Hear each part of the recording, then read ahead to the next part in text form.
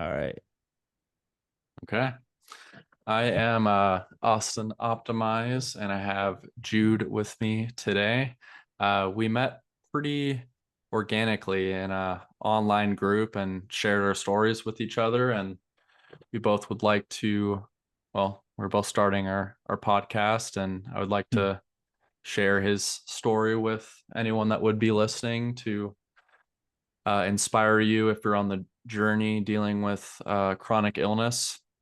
I heard it for myself before, but I want everyone else to be able to hear this as well. So I welcome Jude on the show.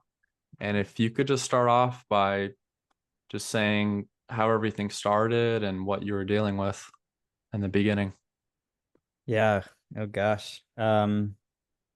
Well, so I can start from I'll start from like my teenage years is when I started noticing um any sort of symptoms with my body. I will say I did notice some things even before that. I had memories of a kid before with anxiety.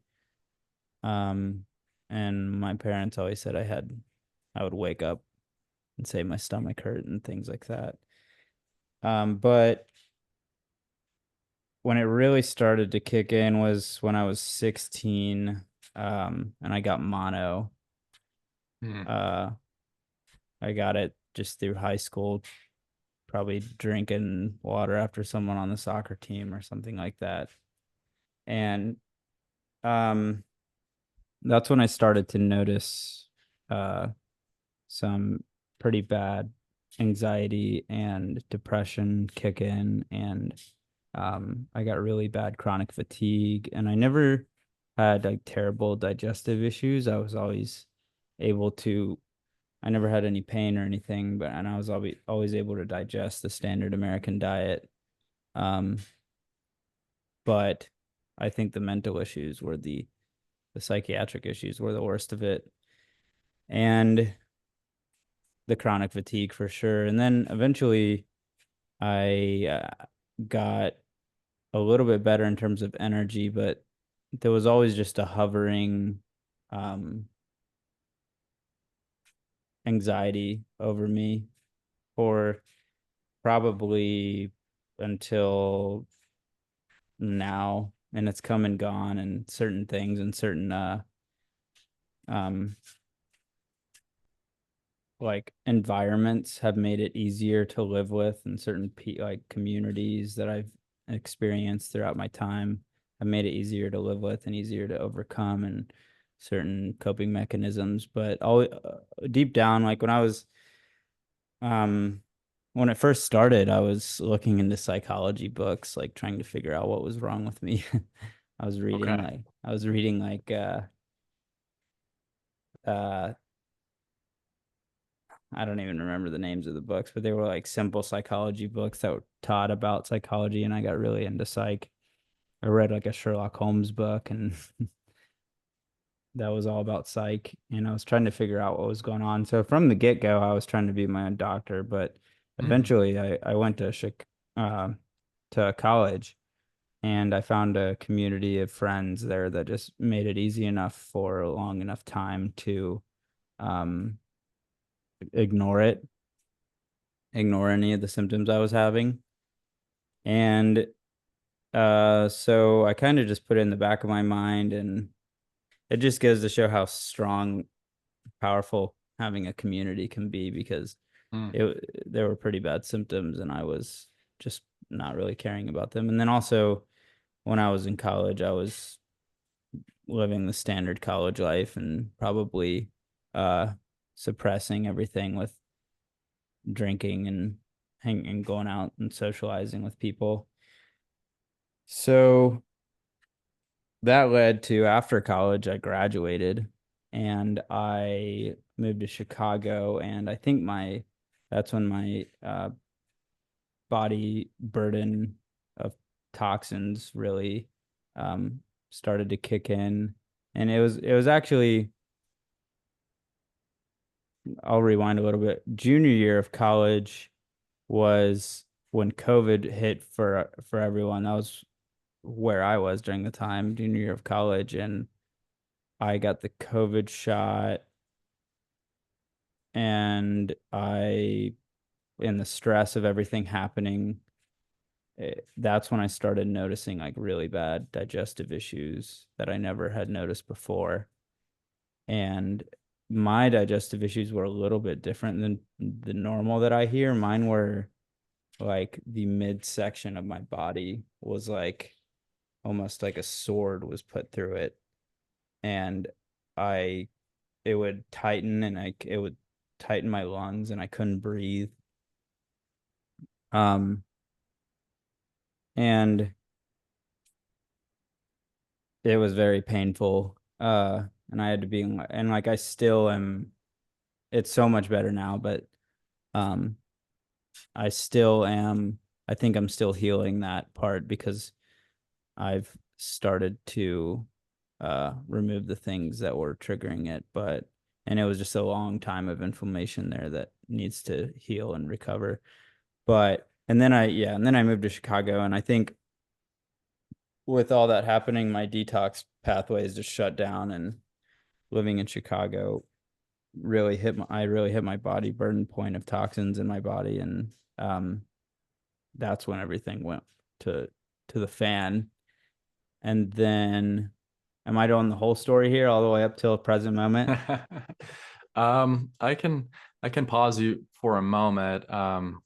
There's some interesting things to note Yeah. based on what you said. One of them is that you immediately took some sort of initiative looking into psychology books, and I think a lot of people would be curious, like along the journey from around 16 to about college, like were you seeing any doctors at the time, or did you get any tests done? Did you think it was a mental issue or physical? Like what was going through your mind during those years?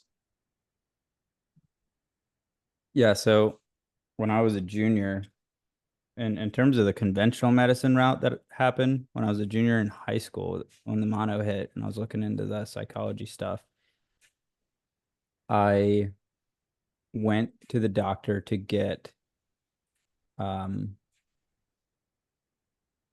we thought it was the flu, and I got antibiotics, and they gave me antibiotics, and my whole body just started breaking out in a rash when I took them, and then that's how they Mm. figured out I had mono.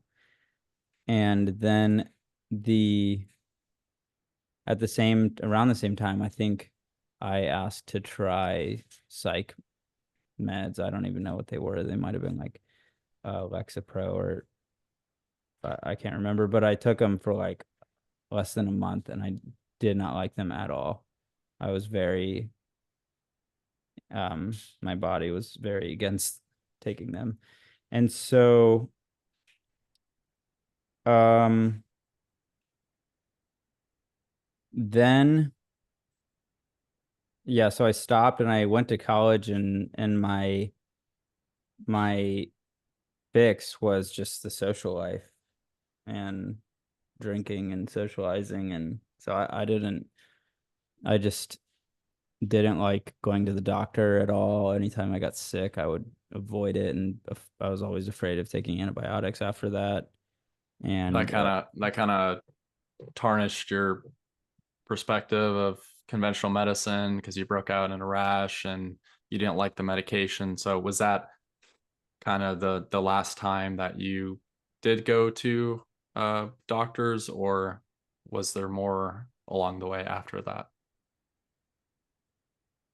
there eventually was more, but not like the conventional system doctor. Hmm. Okay. Uh, I started getting into the naturopathic type later.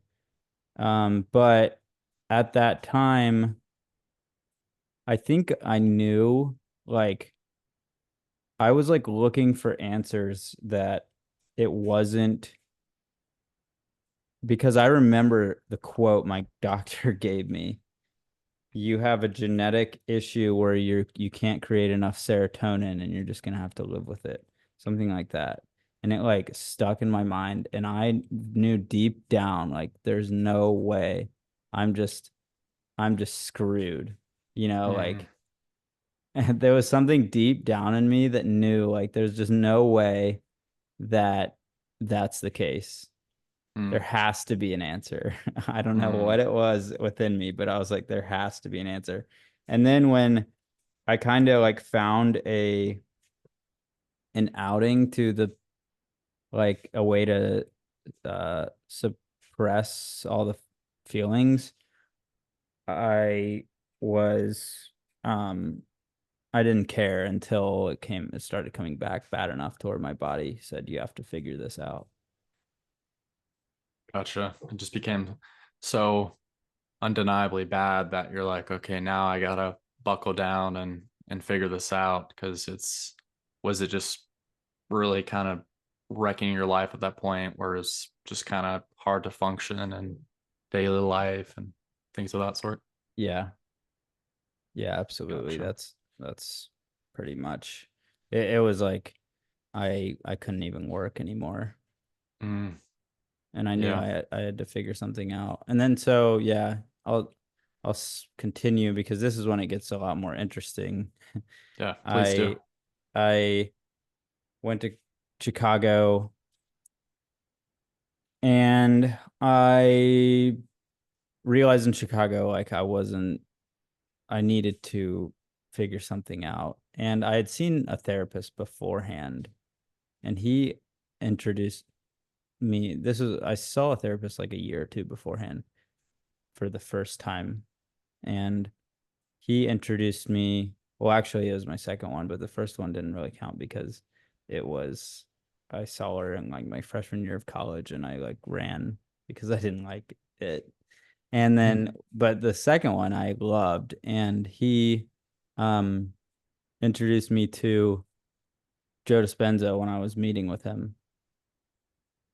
And he was talking about Joe Dispenza and epigenetics and how we can heal and turn genes on and off because I was always worried about like, oh my gosh, am I gonna have to live with this for the rest of my life? I remember like asking him that, and he was like, nope, that's not the case. There's plenty of healing stories. And once I knew that, I was like never gonna stop until Mm. and I Yeah. wasn't gonna let anything get in my way. I guess that's just who I am. And so, but things did get worse. So I was in Chicago, and that's when I started. That's when I remembered about Joe Dispenza. I was like, okay, maybe Joe Dispenza. I don't even remember. I was in my room. I looked up Joe Dispenza, found his video course, started watching it, and I was hooked. I booked a retreat within like a couple weeks. I booked a retreat to go to, and then I moved home, and I was like, all right, I'm gonna go to this retreat, and I'm gonna heal my body. And I was meditating hours a day, and I was like diving deep into spiritual knowledge, anything I could get, which was it was a bad mistake. Anything I could get my hands on, I was looking up, trying to figure out, watching YouTube videos, reading uh, Buddhism books, well, a Buddhism book, and um, learning about Joe Dispenza. And I went to my first retreat, and it was actually really great. The first retreat was great. And at this time, I want to say I had not changed my diet at all. I was eating pizza and Chipotle and um anything like Mexican rice and beans and for Yeah, lunch. which a lot of people, Chipotle seems fairly healthy, but as Yeah, you learn a little bit more, there's a lot of things in there that probably shouldn't. right. The person with the average microbiome, well, not I wouldn't say average anymore, but person with a robust microbiome can take Chipotle, but people who have been beaten down by things cannot. And so yeah, I was eating a standard American diet still at this time because I was thinking like I don't need diet or anything because I'm gonna heal my body with my mind. And I go Mhm. to the retreat and it was great.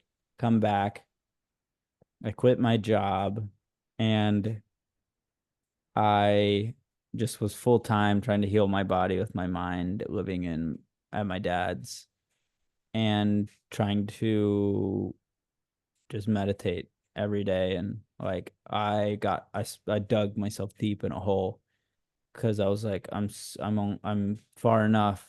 Like I've gotten this far, and my whole perception of this world and who I am was changing, and it was a wild experience, very wild experience.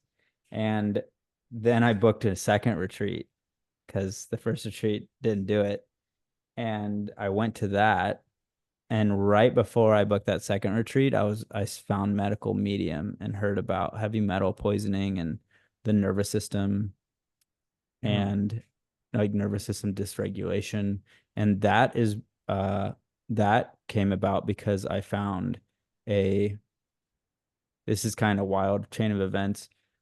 Through this first retreat of Joe Dispenza, I joined a group chat, and in that group chat, they mentioned network spinal analysis. And then I looked that up and found someone near me. And I went to him, and he found that I had a bunch of subluxations, which are um, basically your spine compresses on your nervous system. Uh, and I had a bunch of like, it was all over my spine. I was just like super stressed and super compressed. And I was looking up foods. That's when I started getting into foods to heal my nervous system. Because then I started like thinking about trying to supplement my meditation with um, diet and exercise and things like that. And which I, thinking about it, it really doesn't make sense. But um, I went into I started researching things that heal the nervous system, and I found on Google celery juice, and that um like sent me on this dive into a medical medium's website and reading about celery juice. And then I started reading his some of his books and started trying his diet.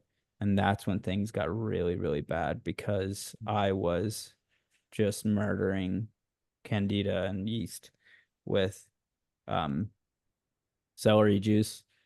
And some of it wasn't organic. I probably was like making things worse. No, I know I was making things worse.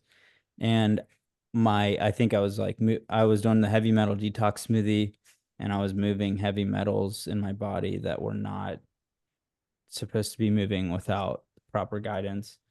Mm. And I did a lot of damage, and I went absolutely crazy. And by the second retreat, the night before I flew to Denver to go on the second retreat, I found Josh Mason's video about mercury poisoning, and I messaged him on the plane to the retreat. I've been doing medical mediums diet. I'm stopping it. I'm going to Joe Dispenza's retreat right now. I need your help. Basically, I just emailed him straight up, and he's like, I feel you, man. Let's talk like immediately when you get back.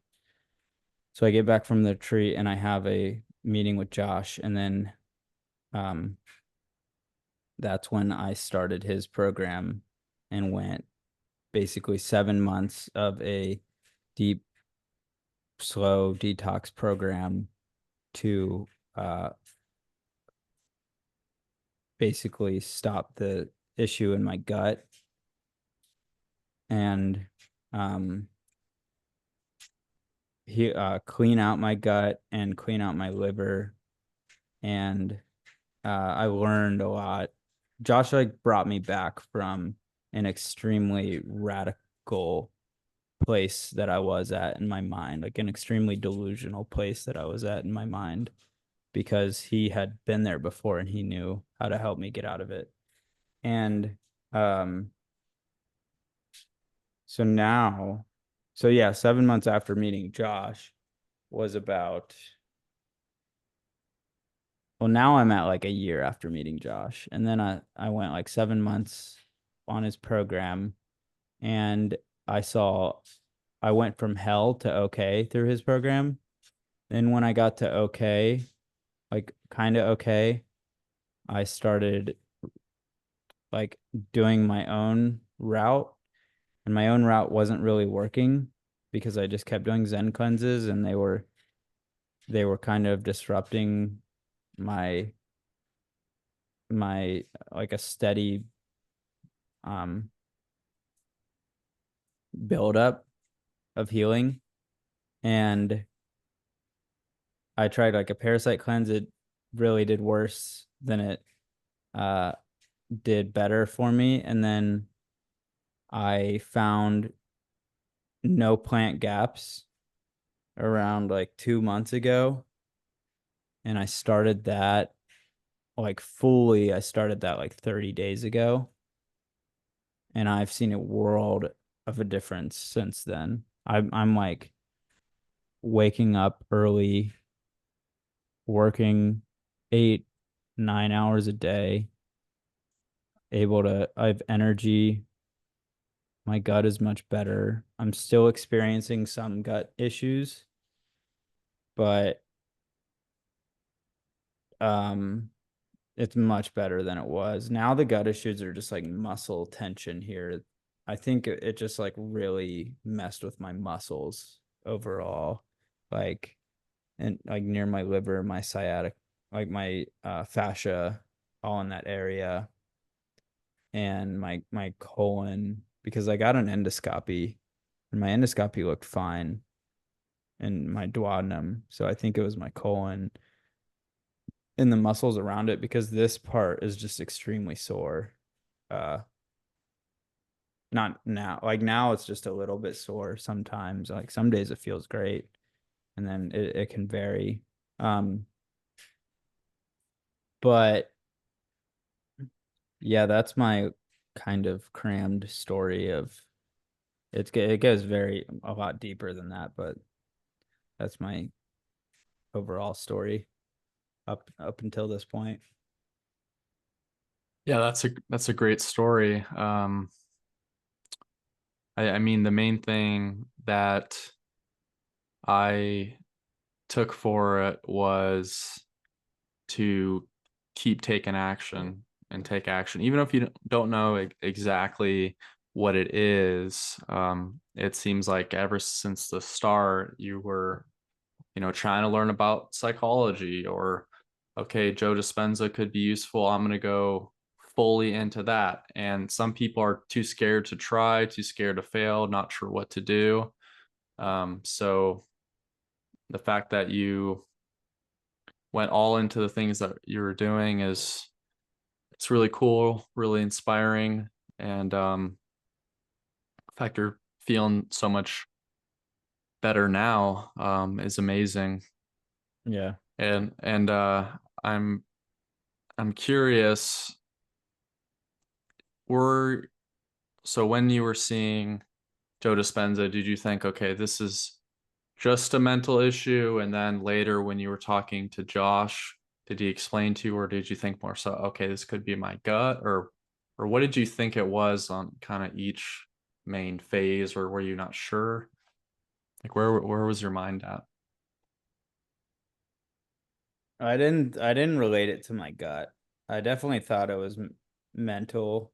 I didn't know what it was, but I thought it was mental. And then I thought it was like my nervous system was messed up, which it probably was. Well, I was probably right, but that was only like 10% of it. And then like I didn't know why. Um, but yeah, I think I thought it was just fully mental, and like the meditation was gonna fix it because I was gonna become so aware. I heard a story of a yogi who had panic attacks, or a Buddhist monk who had panic attacks, and he like meditated enough to with awareness meditations to where the panic attacks and anxiety went eventually stopped. And so I attempted that. And I was just in a completely different scenario. So I don't think what I was experiencing was what he was experiencing. I think I was experiencing far different, um, a far different feeling than he was, but I interpreted it as I was experiencing what he was experiencing at the time. And like mine went a lot worse than anxiety. It was pretty bad paranoia. That was the biggest part was paranoia, like especially mixed with the spiritual realm. I always felt um like there was I was just always paranoid about something, about the universe, about it's very hard to explain, Mm, but yeah, that I was to answer your question, yeah, it was at first mental, and then when I found right when I got into like the medical medium phase, then I started to suspect physical reasons for my mental symptoms I was experiencing. And now, like the anxiety is, the depression is basically gone. Um, and that took a lot of work with just like learning to love myself no matter what as well. Took a lot of like grit and will, but it also, I think that the no plant diet has really lifted any issues with that. And then the anxiety is slowly fading, and I think it has to do with the gut issues because um the the better my gut feels, the less anxiety I'm getting. And like now some anxiety I'll get is like if I work too much or too hard, mm, I'll like burn out. Like I'll buzz out or something, and I'll end up having to take a nap. And um oh, and another big thing was when I started with Josh, I started an antihistamine that really got me out of where I was at the time. And then when I started No Plant Gaps, the antihistamine was like making things worse for me. mm, So I started slowly getting off of it. And then like for a couple days I would take like one a day. I was supposed to take 4 a day, and I was taking one a day. And every time I took it, I noticed worse symptoms. And I was like, whoa, my body's not liking this anymore. So I stopped, and I was way better after that. It was a huge change. Like I think that was a big fix with the depression too, because it was like numbing me. mm. Um yep, people don't realize that histamine, taking an antihistamine is, it suppresses brain activity too, because histamine is constantly being it's a neurotransmitter, and it's constantly being moved around in your brain too. So when you take it, it suppresses brain activity, so that's why it helps when you're in a panic state, but when you're no longer in a panic state, it kind of depresses you, or like shuts you down, and it makes it harder to think. Interesting. Haven't heard much about that.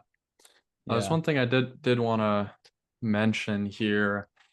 I think your path definitely made sense at the time, because when I think about before learning about this world of functional medicine or more holistic things and how things are connected, you would think like if you have anxiety or paranoia or depression, that okay, this has to be an issue with my mind or with my brain. Like you would think, okay, that, and I don't think a lot of people would gravitate towards, okay, my gut could be causing me to have these issues that seem like they're related to my mind or my brain. Um, and it's too bad that we don't know that those are connected. So Yeah.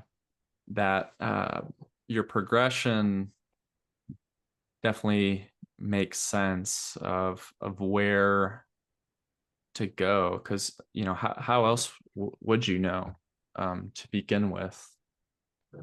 But or yeah, when you go to the doctor and they say, conventional doctor, and they say, okay, you have low serotonin and it's going to be like this forever. That's kind of teaching you from a younger age that, okay, this is my brain, this is my mind. So was it a bit odd in the beginning, or an aha moment when you're like, okay, this is a gut issue, this isn't as much my brain? Was it strange for you, or did it make sense? No, I was like, there was like something in me that I was like, I found the answer. This is it. It didn't sup it didn't surprise me, I think. And I think that was because I had already I had already like I was missing signs that I was being given Mm. from a much earlier standpoint, because when I was like a junior in college, that when the gut issues started, I literally did an internship for a company called Gritwell that um focuses on healing people's guts. Oh, Well, wow. that's part of it, healing people's guts and other things to help uh other symptoms. And Wow. I started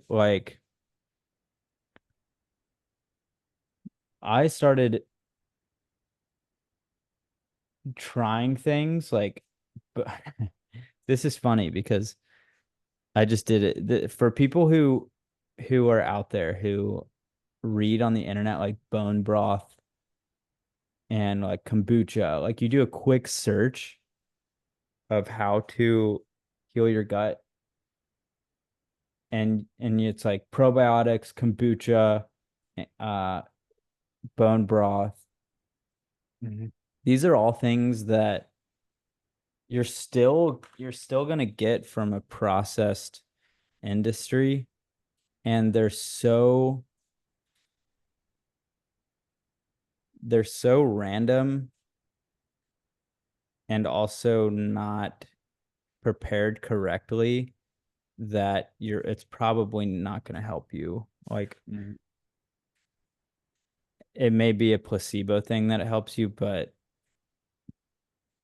the like true healing does not come from a Google search. It comes from deep work with um maybe reading about it, a story of someone who's done it, or a doctor who knows what they're talking about. But yeah, at the time I was just trying to like I would go and buy bone broth from the store, like boxed from that one company, Kettle and Fire, Oh, and yes. I would drink that. The issue was I was still in my college life, and so I wanted to heal my gut and then also wanted to drink. And it's just Yeah. like you can't Yeah. you can't do That's both. that's a tough And combination. but the issue is like everyone around me was drinking and Mm. having fun and partying. And so when I thought of a life of me like not being able to socialize and do everything else that everyone was doing, I it like made me sad. And so I kind of quit, and I just worked for this company for a couple months and just uh like was learning things, but everything I tried kind of made things worse. So I just stopped and um just like kind of dealt with it.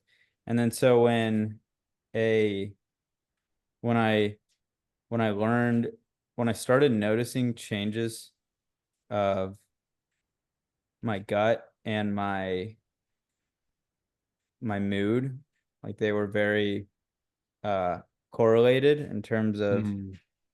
feelings in my gut and my mood. That's when I knew like deep down how much of a connection there is between your body and your mind, and how really we're just along the ride of what our bodies is experiencing, and the real game is slowly shifting your sails to where your body is working for you instead of not against you, but your body is in pain. Like you're either experiencing your body's pain or you're experiencing your body's joy, Mm. if that makes sense. And before that, I thought it was like I didn't understand the body mind connection, Mm-hmm. and how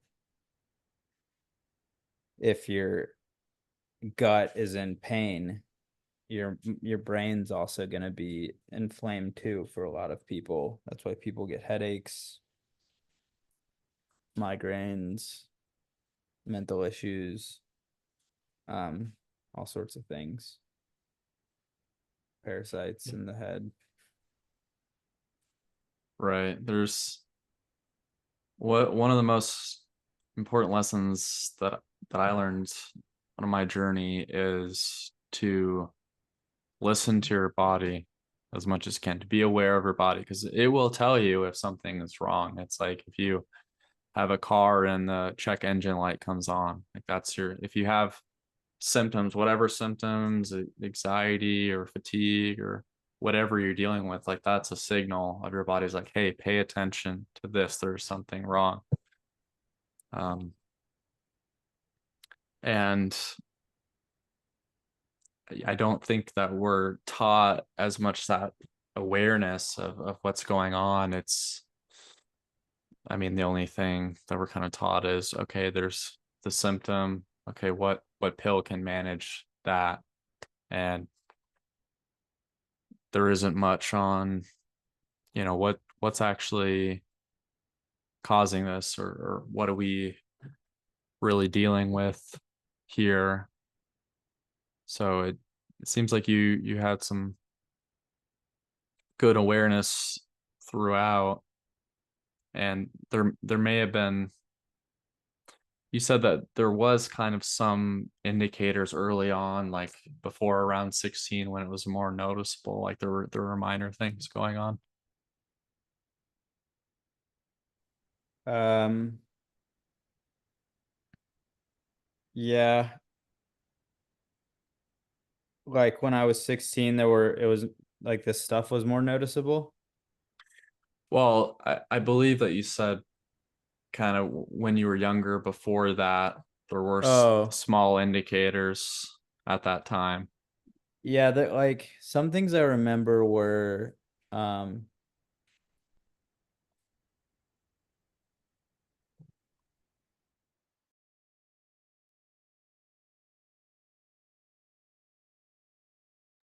my my dryer for my clothes is really loud when it ends.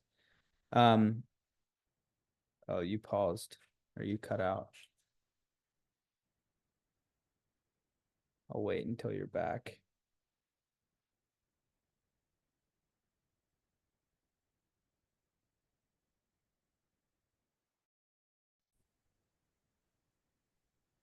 I think my That Wi-Fi was went weird. out. Oh, I hope it's still okay.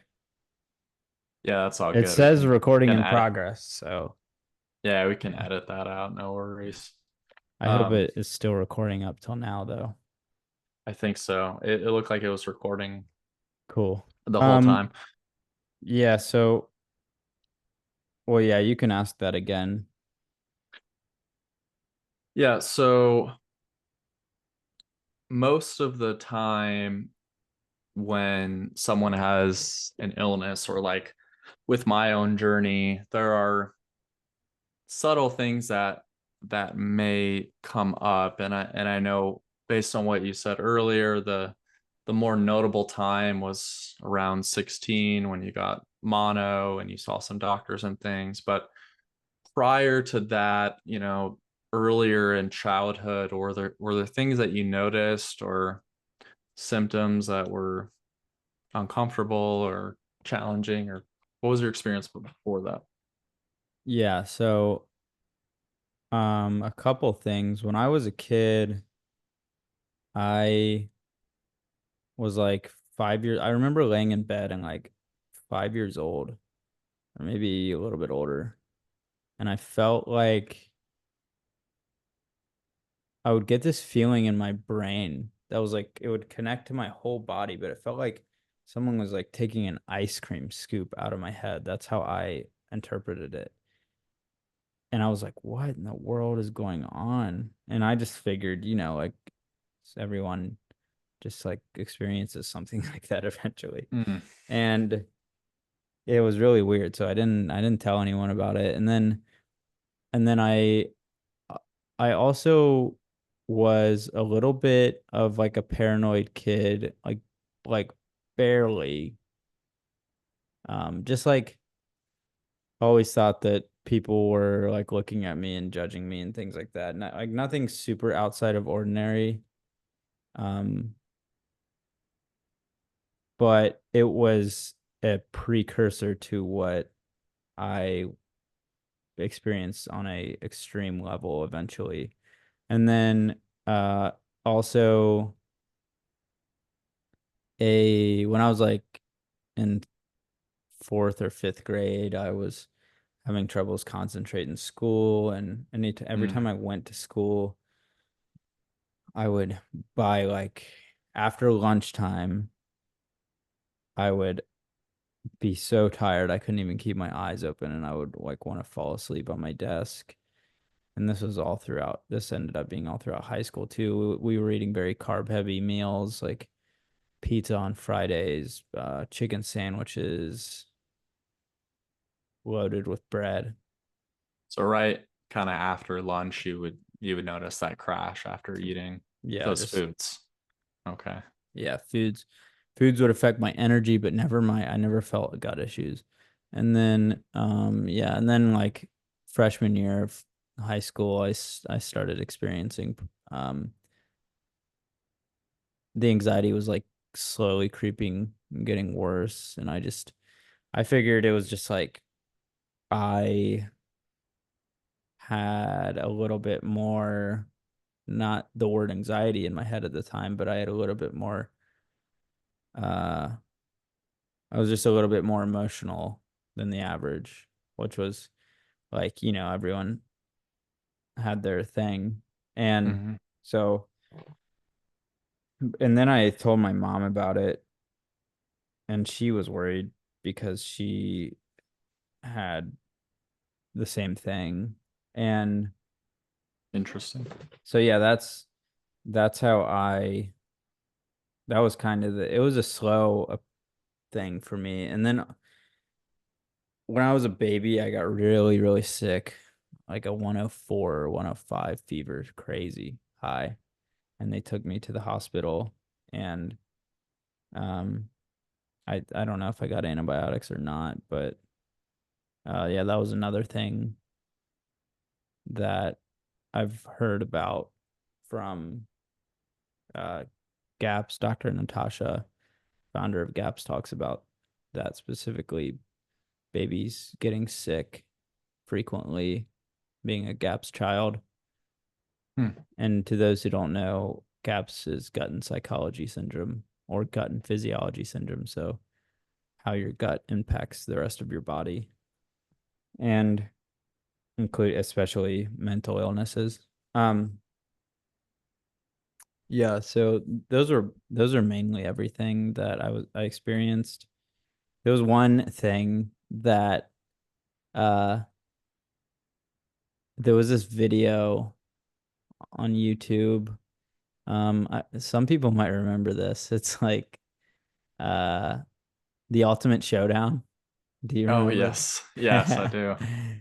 I remember And memorizing that yeah, video. I did too. And at the Mr. Rogers in a bloodstained sweater part when Hmm. he like put a knife through his stomach, that was like my first introduction to like suicide. Like I didn't even know people did that.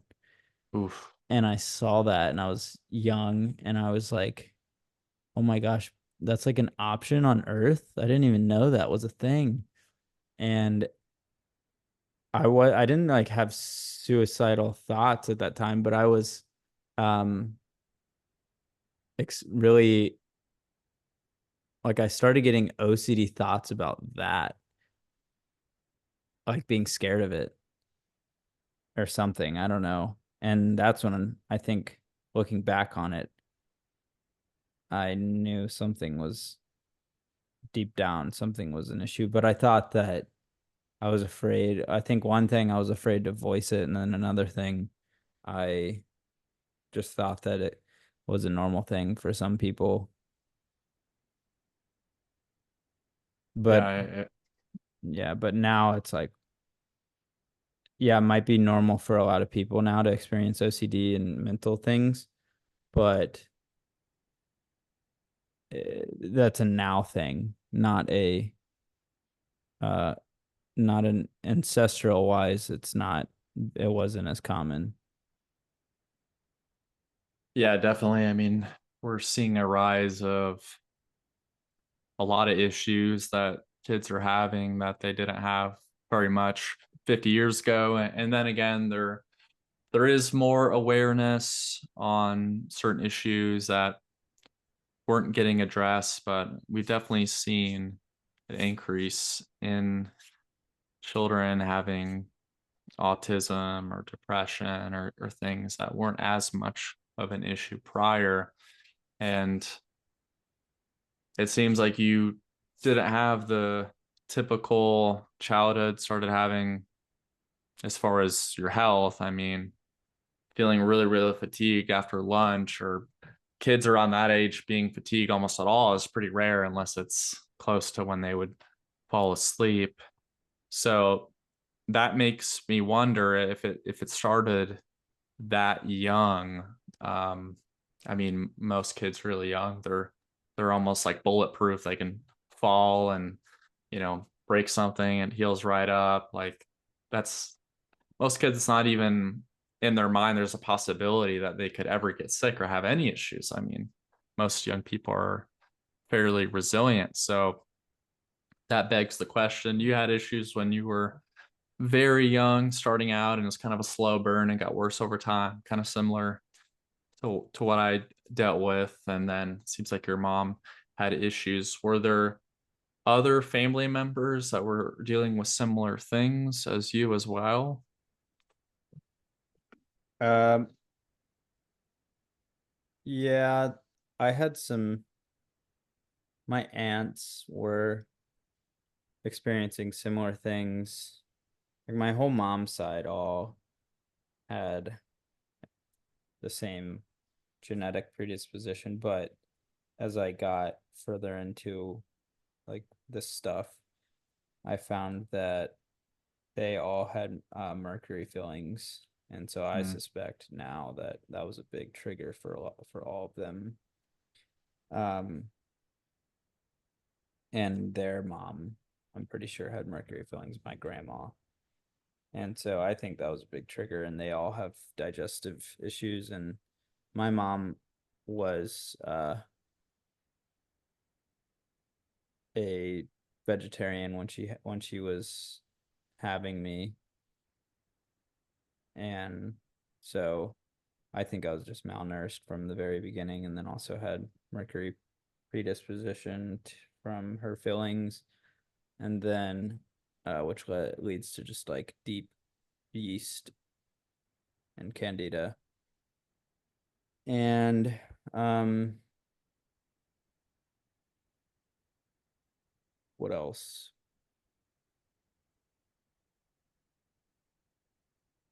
I think,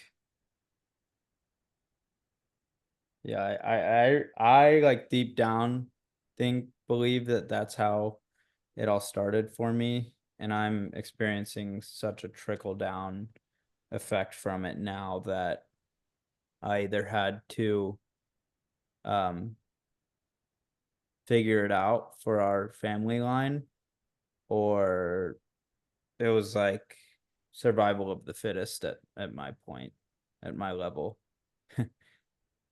I don't think, because I was so um non-responsive to medication that it was like I was meant to figure it out, or meant to, or needed to figure it out to uh to I guess heal my body and then help others heal theirs once I figured it out for myself. Right. Yeah, I definitely feel that, and my mom has those a few fillings as well, and I've had a couple, and I got mine removed a couple years ago. And if anyone listening to this does have mercury fillings, they're also called amalgam fillings, which they do have mercury um, in them. Look into seeing a biological dentist that is SMART certified, because you have to be very careful with removing them.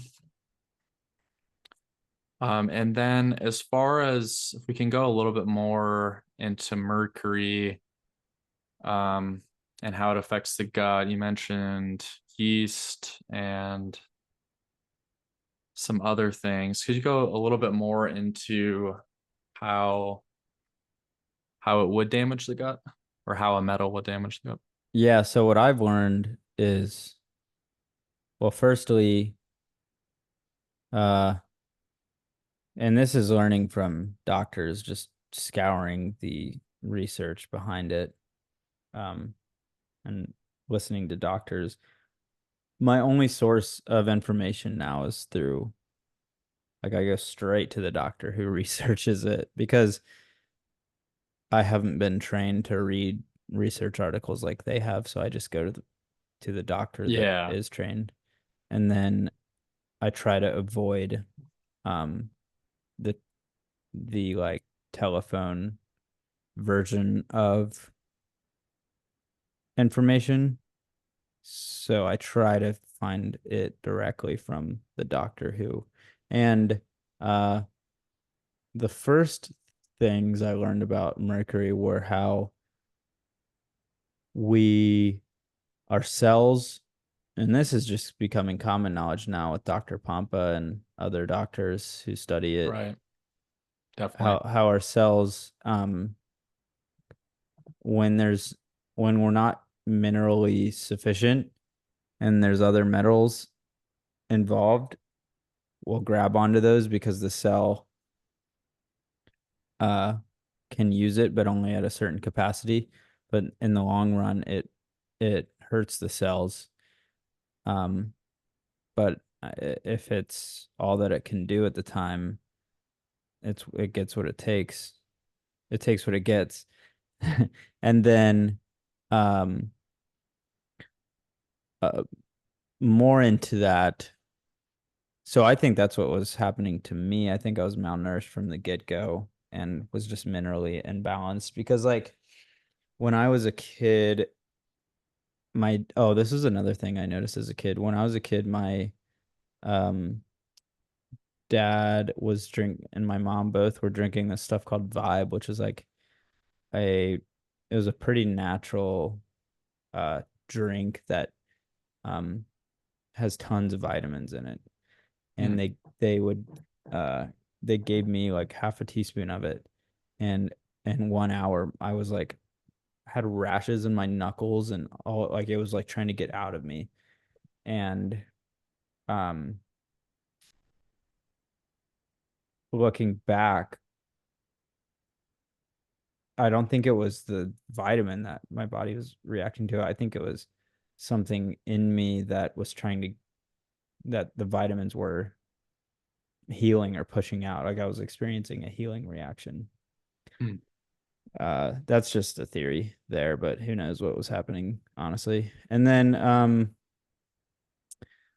the yeah, so with mercury, uh if it if what I've learned is when it is originally um ingested through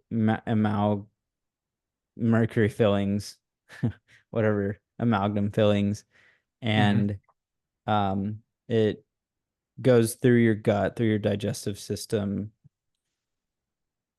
If your body can't handle it and your detoxification system can't handle it, your body invites yeast and other what they call pathogenic things to um, grow around it to protect you. Gotcha. The issue is the yeast will um, over overpower the good microorganisms.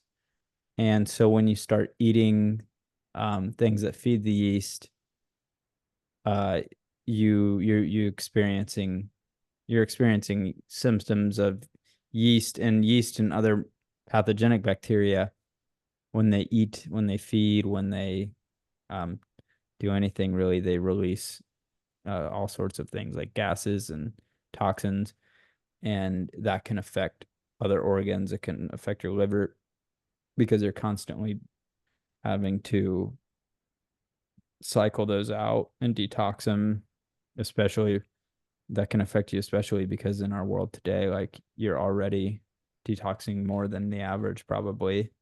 And so Definitely. when you have something in you that's constantly making it worse, it can really burn you out. And so I think I was experiencing the pathogenic overgrowth from a very early age, and it slowly and slowly got worse and just like really took over, and it took over my mind and my body and my gut. And um yeah, and so when you have, and if you're wondering like, well, how do like some people not get issues from mercury? Well, when you have uh a flourishing microbiome, those organisms are very good and careful at removing mercury when it's ingested. And so those people are able to, and then which helps with your detox load, and the other detox pathways in your body are able to get things out because your microbiome's handling them better. And so your body just overall works better. And so those are the way ways that I believe I was um slowly being hurt by heavy metals. And then I recently got a HTMA test within like the past 4 months, and probably like 3 months ago. And my aluminum was like through the roof, like Mhm. is normal. What is Wow. double what was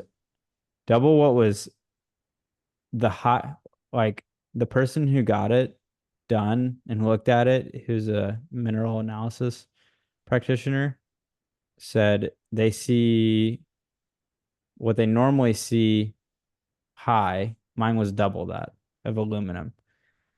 So I think aluminum was a huge factor too for me, Interesting. Interesting. which I'll get into detoxing eventually with some certain modalities.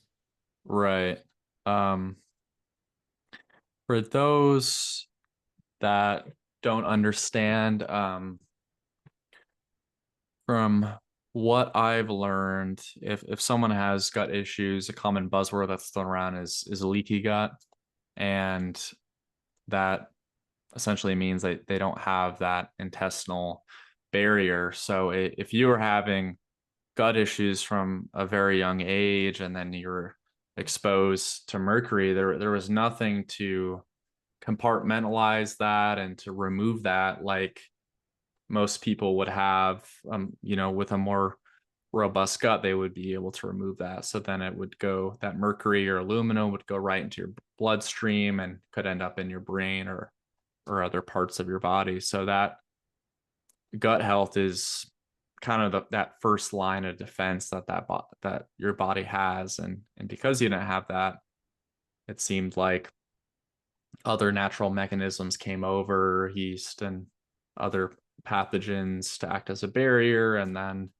things just kept kind of getting worse and worse and worse.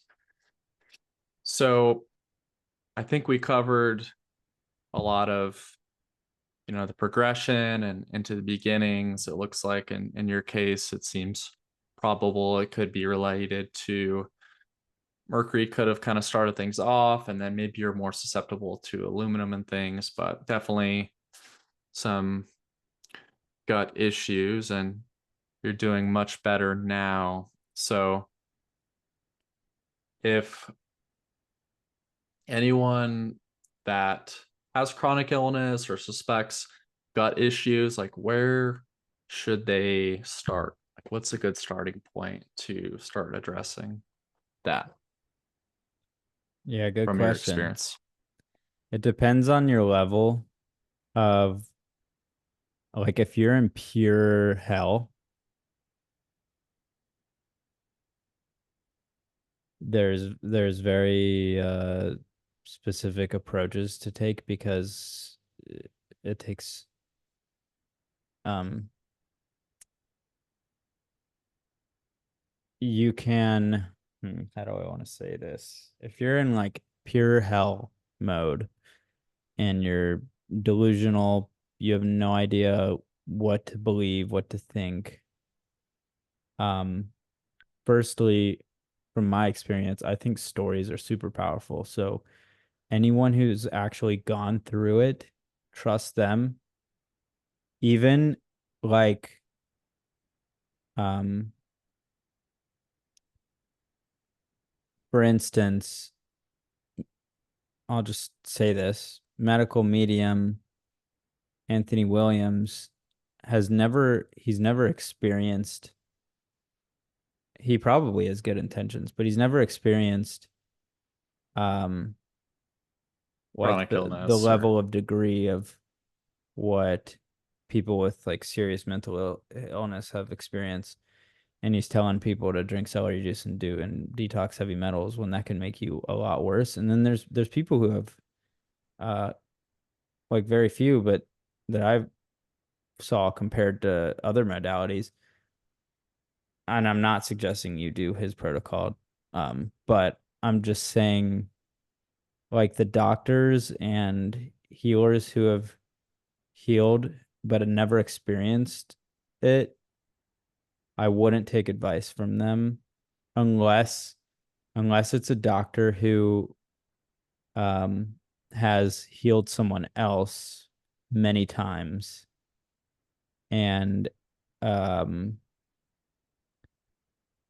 like for example Dr. Natasha Campbell from GAPS has worked with thousands of patients and healed people correctly in a slow manner that doesn't that nourishes the body and doesn't hurt it.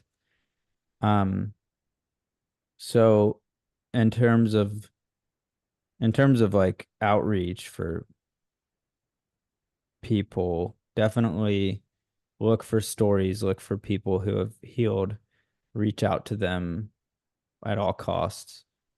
And because there are some people who can heal just full keto. I would suggest definitely looking into changing your diet, not too quickly for some people. Some people can go right into it. Some people it can affect them because they are always eating carbs, and when their body's energy source change, they can experience a big shift, and it might Yep. not, and it can make you um and this is just coming from experience, it makes you doubt because your body, you start feeling worse, but uh Yeah, there's a your transition period. but you don't realize it's your body getting rid of things that it doesn't want, that doesn't serve it anymore. And then um so you have to find a sustainable way of doing it. Use your family, use your community to really support you. uh I've experienced half and half where the people around me really hadn't could not understand what I was going through. And then on the other side, they believed in me. So it was tough because sometimes I thought I was crazy to them, and then sometimes I was super grateful that I didn't have a family that was um like not supporting me and helping me get out of what I was in. And then definitely look into Dr. Natasha Campbell because the GAPS protocol is suggests you can't go wrong with the diet. Like it's just whole foods, so it's not um gonna like it could just going full GAPS, the GAPS diet, not intro, could make such a shift in your life that you may be um happy with, but then that can help you start to understand our relationship with food and how it really affects our health um, from one standpoint. And then that will help you start to educate you about other things like the microbiome, heavy metals. Once you get into that world, it's all connected, and there's all Mhm. these, and then you'll realize there's all these sorts of different ways of approaching it. So if you can, find a naturopathic doctor who can really help you carefully do it because you don't want to hurt yourself. Even though you may be in such hell that you'll feel like you'd do anything to get out of it and you'll just do any protocol like and think you can heal yourself in 14 days or 1 month, it's not going to happen. It's a long game. It's a marathon. So have the marathon mindset. Um, start start reading from doctors and start trusting doctors who have actually healed people or doctors or people who have actually healed themselves. Learn from them. Um, read the GAPS books. It'll teach you everything you need to know about the microbiome and why you're experiencing your, let's say, if you're a listener from and connecting to my story, mental illness. Uh, and then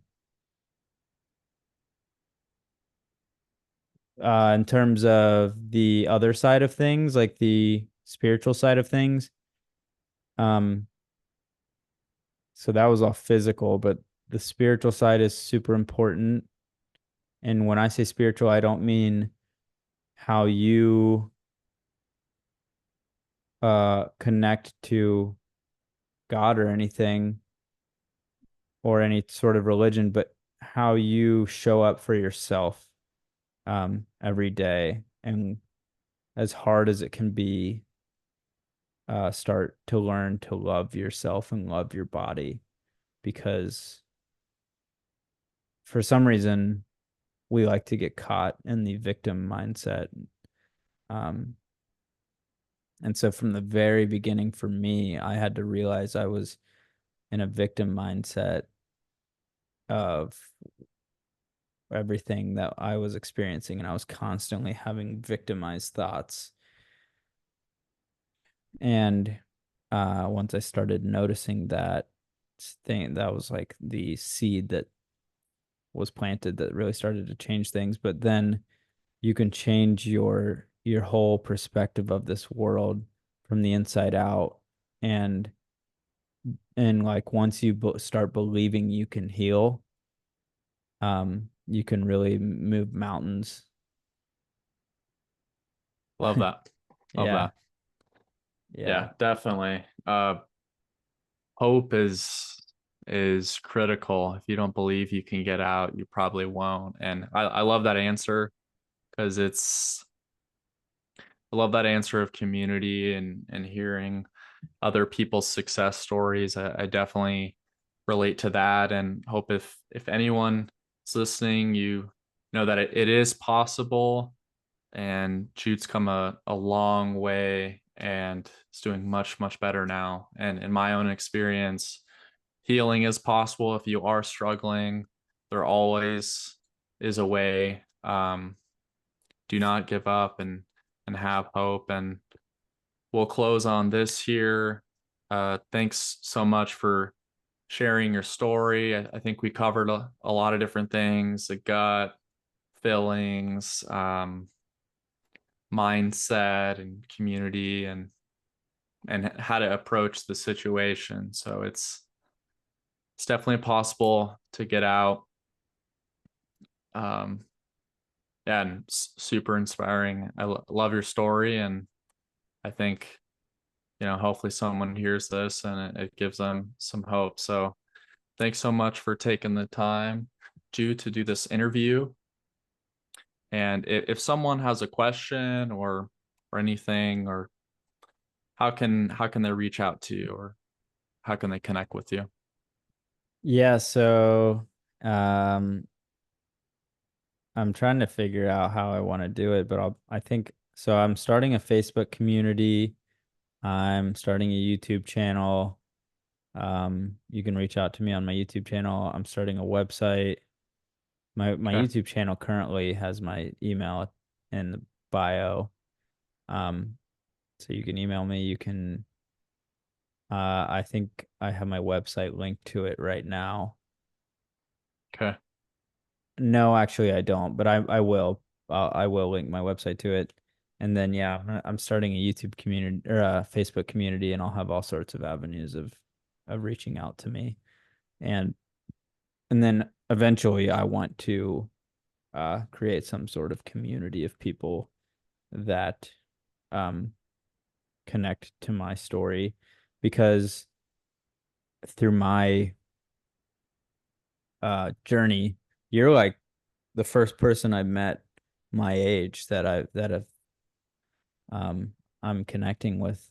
And I know Mm. there's so many out there, Oh yeah, definitely. but my journey's just been so lonely because I moved back to a small town in Ohio when all this started, and I met others from like the dispenser retreats, but we kind of lost touch after being long distance, and they also weren't my age. Um, and so I've always dreamt of, because I'm a huge proponent of community. Like I said, when I was in college, it community was so powerful for me that these symptoms were like nothing compared to it. Yeah, It was crazy. totally. It's crazy looking back how much being alone can hurt you. And so I want to create a community for younger folks to be a part of that are experiencing this, and older folks as well. But I just know that the younger ones, like my generation, are gonna be um the ones that change the world. Right. The So up and coming. so yeah, Amazing. I have the dream of having some sort of community of people um who can really connect and not just connect from uh online space. I mean, online space is super helpful. I don't know where I'd be without it, but there's nothing like connecting with someone in person. The energy of that is just unmatched, and we've kind of lost that in our world. I totally agree. Amazing. Thanks so much for sharing. That was very moving, and thanks for taking the time. We'll leave some links here. We'll try to post on all the major platforms, and leave some links if you want to reach out to Jude. If you have any questions for me, austinoptimize@gmail.com. Send me any questions or thoughts or feedback. That'd be greatly appreciated. We'll both be posting more interviews on our channels in the future. I plan on interviewing experts in the health field, or finding other people that have inspiring stories. So Thanks so much, Jude, and I will we'll keep in touch and reach out if you have any questions. Yeah, thanks, Austin. I appreciate it. And thanks for everyone for listening. And I hope that you learned something from this and can take something out of it. And I'm glad to help if you're interested. Definitely. Thanks. All right. Amazing. Yeah. Take care.